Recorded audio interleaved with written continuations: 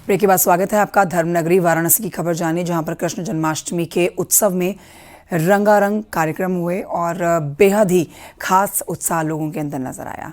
मंदिर सजे हुए हैं, घर सजे हुए हैं, हर तरफ जन्माष्टमी की रौनक देखी जा रही है। लेकिन वाराणसी में दो तस्वीरें मन मोह लेने वाली है। देखिए, एक काशी हिंदू विश्वविद्यालय से जुड़ी है, जहाँ पर छात्राओं की ओर से पेश की गई हैं झांकियाँ, तो वहीं दूसरी तरफ बाबा विश्वनाथ की मंगला आरती हुई। बाबा विश्वनाथ और लड्डू गोपाल साथ में विराजमान दिखे।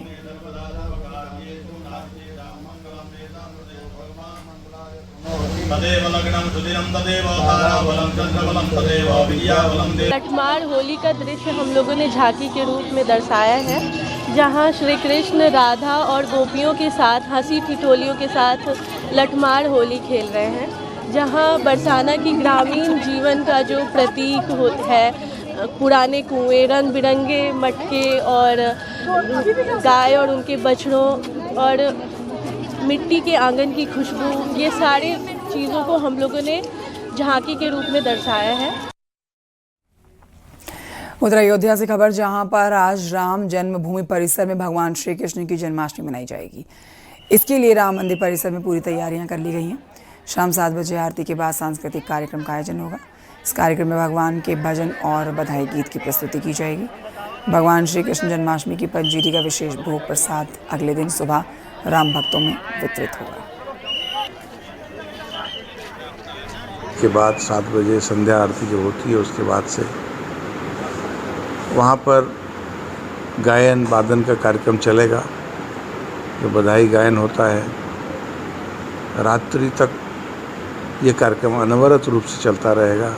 अनेक स्थानीय कलाकार अपनी प्रस्तुति देंगे। रात्रि में सभी भक्तों को, ऐसे लोगों को बुलाया गया है। 12 बजे जन्म होगा। जन्म के समय सभी को प्रसाद का वितरण होगा। रात्रि में जो लोग वहाँ रहेंगे उनको प्रसाद का वितरण किया जाएगा। एक पंजीरी यहाँ बनती है, धनिया की पंजीरी। वो पंजीरी कल अगले दिन सवेरे सभी भक्तों को मिलेगी। भगवान राम के परिसर में आज धूमधाम से कृष्ण जन्मोत्सव मनाया जाएगा। इसको लेकर के भगवान रामलला के पूरे महल को फूलों से सजाया जा रहा है। इसके साथ ही धार्मिक अनुष्ठानों का दौर आज सुबह से ही शुरू हो चुका है। शाम 7 बजे की आरती के पश्चात भगवान को शास्त्रीय संगीत सुनाया जाएगा। इस दरमियान भगवान के जन्म से संबंधित जो भजन हैं, जो गीत हैं, वो प्रस्तुत होंगे और इसको लेकर के अयोध्या के विशेष कलाकारों को आमंत्रित राम जन्मभूमि परिसर में सायंकाल 7 बजे किया गया है। इसके साथ ही भगवान रामलला ठीक 12 बजे रात्रि में कृष्ण जन्मोत्सव का आनंद लेंगे और इस दरमियान राम दरबार और राम जन्मभूमि गर्भगृह में दोनों जगहों पर कृष्ण जन्मोत्सव धूमधाम से मनाया जाएगा। कृष्ण जन्मोत्सव को लेकर के जो तैयारियां चल रही थी, जो धूमधाम चल रही है, वो सजावट राम जन्मभूमि परिसर में शुरू कर दी गई है और ठीक रात्रि 12 बजे भगवान कृष्ण का प्रकाटोत्सव होगा। इस दरमियान उन्हें पंजीरी का विशेष भोग लगाया जाएगा और यह भोग लगी हुई पंजीरी अगले दिन राम भक्तों में भी वितरित की जाएगी। सहयोगी सर्वेश के साथ निमित गोस्वामी, न्यूज़ 18 अयोध्या। उधर आपको बताएं कि एंटी नार्कोटिक्स टास्क फोर्स ने मादक पदार्थों के तस्कर को वाराणसी से गिरफ्तार किया। किशन यादव के पास करीब 45 लाख रुपए की हेरोइन बरामद हुई। आरोप के मुताबिक वो हेरोइन खरीदकर छोटी छोटी पुड़ियां बनाकर आसपास के इलाकों में बेचा करता था।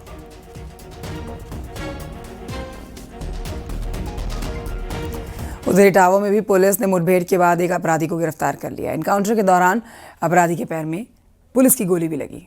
अपराधियों की फायरिंग पहले हुई और फिर पुलिस की तरफ से फायरिंग हुई।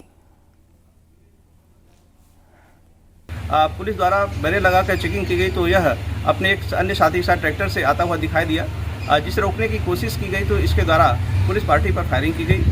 जवाबी फायरिंग में इसके पैर में गोली लगी और इसका अन्य साथी भागने में सफल रहा, जिसकी तलाश की जा रही है। गिरफ्तार अभियुक्त का नाम चंदू उर्फ चंद्रशेखर पुत्र स्वर्गीय अंगद, निवासी थाना क्षेत्र फरतना है। अभियुक्त के कब्जे से एक तमंचा 315 बोर, 3 खोखा कारतूस 315 बोर, 2 जिंदा कारतूस एवं एक ट्रैक्टर चोरी का बरामद हुआ है। इसके अन्य साथी की तलाश की जा रही। शीघ्र ही उसे भी गिरफ्तार करते हुए प्रकरण में कठोर विधिक कार्रवाई की जाएगी। कौशाम्बी से खबर है अगली, जहां पर बाइक सवार बदमाशों ने सराफा व्यापारी से 5 लाख रुपए के गहनों से भरा हुआ बैग लूट लिया। इस दौरान विरोध करने पर बदमाशों ने व्यापारी को गोली मारी। घायल व्यापारी को इलाज के लिए मेडिकल कॉलेज में भर्ती कराया गया। पुलिस पूरे मामले की जांच कर रही है।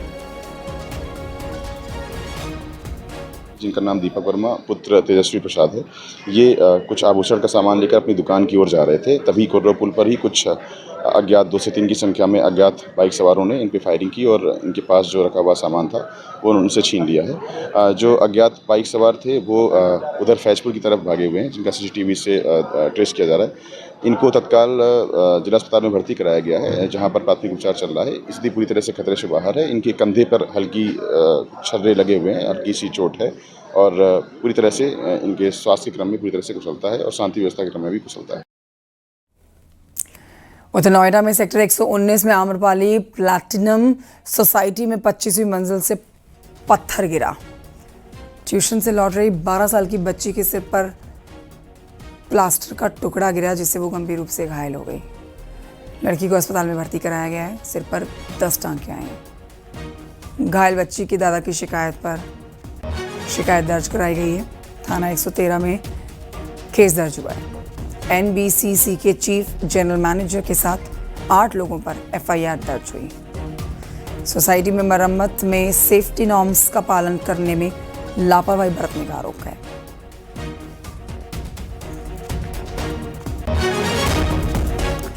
उधर जौनपुर में लाइन बाजार थाना क्षेत्र में तेज रफ्तार बाइक खड़े ट्रैक्टर से टकरा गई और इस हादसे में मौके पर ही बाइक सवार में 2 युवकों की मौत हुई है।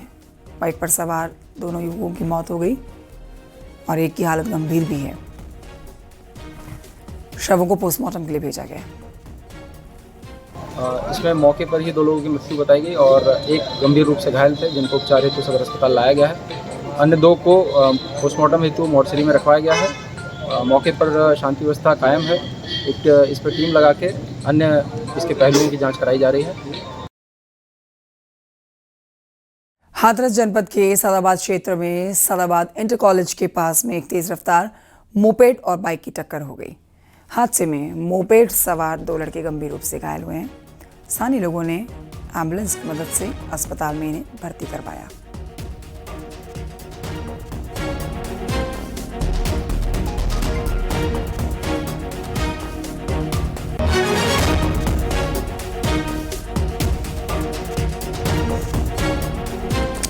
अमेठी में दर्दनाक सड़क हादसा हुआ है। तेज रफ्तार ट्रेलर्स में ई-रिक्शा पीछे से टक्कर मारता है। ई-रिक्शा पर बैठा एक व्यक्ति सड़क पर गिर पड़ा, जिससे ट्रक ने उसे कुचला और दर्दनाक उसकी मौत हो गई।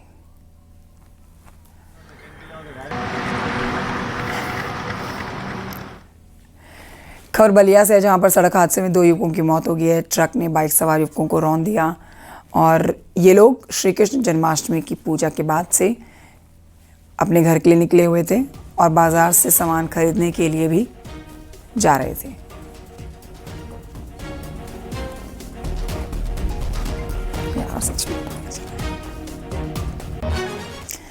प्रधानमंत्री नरेंद्र मोदी आज दिल्ली NCR के 2 बड़े सड़क प्रोजेक्ट्स अर्बन एक्सटेंशन रोड 2 और द्वारका एक्सप्रेसवे के दिल्ली सेक्शन का उद्घाटन कर रहे हैं।